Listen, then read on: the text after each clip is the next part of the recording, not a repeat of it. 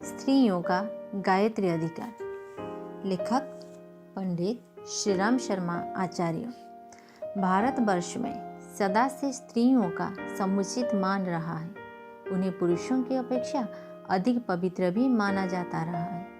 स्त्रियों का बहुधा देवी संबोधन से संबोधित किया जाता है। नाम के पीछे उनकी जन्मजात उपाधि देवी ही प्रायः जुड़ी रहती है।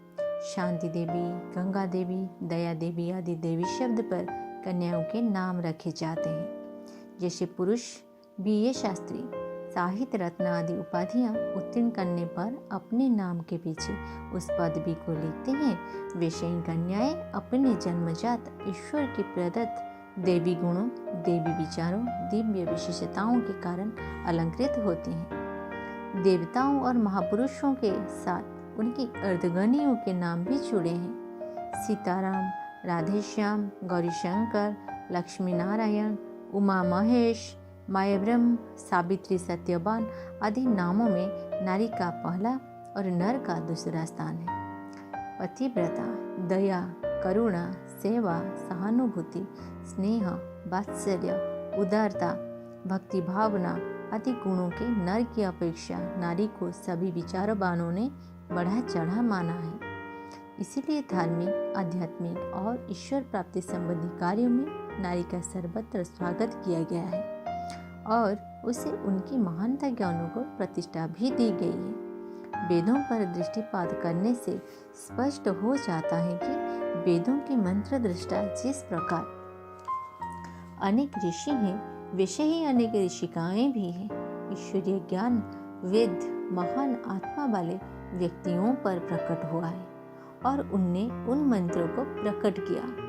इस प्रकार जिन पर वेद प्रकट हुए उन मंत्र दृष्टाओं को ऋषि कहते हैं। ऋषि केवल पुरुष ही नहीं हुए हैं, ऋषि अनेक नारियां भी हुई हैं। ईश्वर ने नारियों के अंतःकरण में उसी प्रकार वेद ज्ञान प्रकाशित किया जैसे कि पुरुष के अंतःकरण में, क्योंकि प्रभु के लिए दोनों ही संतान समान है। महान दयालु, न्यायकारी और निष्पक्ष प्रभु भला अपने ही संतान में नर नारी का पक्षपात करके अनुचित भेदभाव कैसे कर सकते हैं।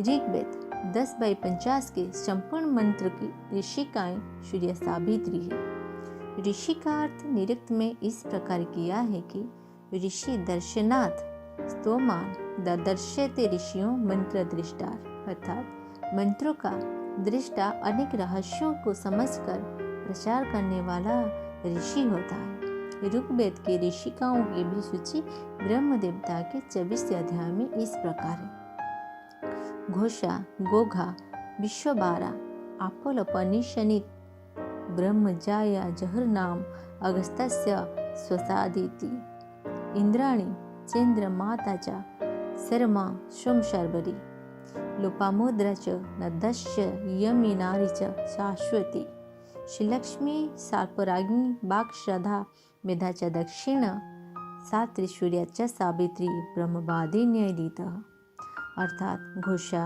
गोघा, विश्वबारा, अपाला, उपनिषद, जुहो, अदिति, इंद्राणी, शर्मा, रोमशा, उर्वशी, लोपामुद्रा, यमी, शाश्वती, सूर्य, सावित्री आदि ब्रह्मवादिनी हैं। ऐसे अनेक प्रमाण मिलते हैं जिनने ये स्पष्ट होता है कि स्त्रियों की पुरुषों की तरह यज्ञ करती और कराती थी। वे यज्ञ विद्या, ब्रह्म विद्या में पारंगम थी। कई नारियों तो इस संबंध में अपने पिता तथा पति का मार्गदर्शन भी करती थी। तैत्तिरीय ब्राह्मण ने सोम द्वारा सीता सावित्री ऋषिका को 3 वेद देने का वर्णन विस्तार पूर्वक आता है। इन मंत्रों में बताया गया है कि किस प्रकार सोम ने सीता सावित्री को 3 वेद दिए। मनु की पुत्री इड्डा का वर्णन करते हुए तैत्तिरीय 1:1-4 में उसे यज्ञान काशिनी बताया है। यज्ञान काशिनी का अर्थ है सायचा, सायणाचार्य, यज्ञ तत्व प्रकाशन समर्था। इड्डा ने अपने पिता को यज्ञ संबंधी सलाह देते हुए ये भी कहा था। इड्डा ने मनु से कहा, तुम्हारी अग्नि को मैं ऐसा अवधान करूंगी जिससे तुम्हें भोग, प्रतिष्ठा और स्वर्ग प्राप्त हो। प्राचीन समय में स्त्रियां गृहस्थाश्रम चलाने वाली भी थी और ब्रह्मपरायण भी। वे दोनों ही अपने अपने कार्य क्षेत्र में कार्य करती थी। जो गृहस्थ संचालन करती थी उन्हें सदबद्धु कहते थे, और जो वेद अध्ययन, ब्रह्म उपासन आदि के परमार्थिक कार्यों में प्रवृत्त रहती थी उन्हें ब्रह्मवादिनी कहते थे। ब्रह्मवादिनी और सदबद्धु के कार्यक्रम तो अलग अलग थे, पर उनके मौलिक धर्म अधिकारियों में कोई अंतर ना था। ब्रह्मवादिनी और सदबद्धु ये दो स्त्रियां होती हैं। इनमें से ब्रह्मवादिनी यज्ञोपवीत, अग्निहोम, वेद अध्ययन तथा स्वगृह में दीक्षा करती थी। सदबद्धुओं का भी यज्ञोपवीत आवश्यक है। यह विवाह काल उपस्थिति होने पर करा देते हैं। शतपथ ब्राह्मण में याज्ञवल्क्य ऋषि की धर्मपत्नी मैत्रेयी को भी ब्रह्मवादिनी कहा गया है। मैत्रेयी ब्रह्मवादिनी थी। ब्रह्मवादिनी का अर्थ बृहदारण्यक उपनिषद का भाष्य करते हुए श्री शंकराचार्य जी ने ब्रह्मवादनशीला किया है। ब्रह्म का अर्थ है वेद, ब्रह्मवादनशील अर्थात वेद का प्रवचन करने वाले। यदि ब्रह्म का अर्थ ईश्वर लिया जाए तो भी ब्रह्म प्राप्ति बिना वेद ज्ञान का कोई अर्थ नहीं। इसलिए ब्रह्मा को वही जान सकता है जो वेद पढ़ता है। जिस प्रकार मनुष्य पुरुष ब्रह्मचारी रहकर तप, स्वाध्याय, योग द्वारा ब्रह्मा को प्राप्त करते थे, वैसे ही कितने ही स्त्रियां ब्रह्मचारिणी बनकर आत्मनिर्माण एवं परमार्थ का संपादन करती थी। पूर्व काल में अनेक सुप्रसिद्ध ब्रह्मचारिणी हुई हैं, जिसकी प्रतिभा और विद्वता की चारों ओर कीर्ति फैली हुई है। महाभारत में ऐसी अनेक ब्रह्मचारिणियों का वर्णन आया है। भरद्वाज की सीतावती नामक कन्या थी, जो ब्रह्मचारिणी थी।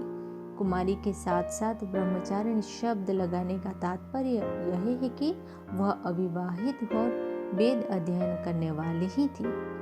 योग सिद्ध को प्राप्त कुमार अवस्था से ही वेद अध्ययन करने वाली तपस्विनी सीधा नाम की ब्राह्मणी मुक्ति को प्राप्त हुई। महात्मा शांडिल्य की पुत्री श्रीमती थी, जिसने व्रतों को धारण किया।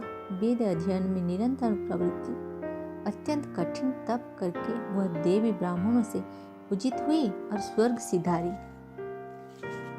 शिवा नामक ब्राह्मणी वेदों में पारंगम थी। उसने सब वेदों को पढ़कर मोक्ष पद प्राप्त किया। महाभारत शांति पर्व अध्याय में सुलभा नामक ब्रह्मवादिनी सन्यासीन का वर्णन है, जिसने राजा जनक के साथ शास्त्रार्थ किया था। इसी अध्याय के श्लोक में सुलभा ने अपना परिचय देते हुए ये कहा है, मैं सुप्रसिद्ध क्षत्रिय कुल में उत्पन्न सुलभा हूँ।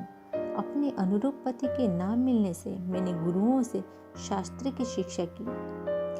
पांडवपति द्रौपदी विद्वता का वर्णन करते हुए श्री आचार्य आनंद तीर्थ ने महाभारत निर्णय में ये कहा था कि मैं कृष्णा उत्तम स्त्रियों को कृष्णा की तरह वेद पढ़ना चाहिए। श्रद्धा की दो पुत्रियां थे, जिसके नाम बपुनम और धारिणी थे। वे दोनों ही ज्ञान प्राप्त और विज्ञान में पूर्ण पारंगम तथा ब्रह्मवादिनी ही थी।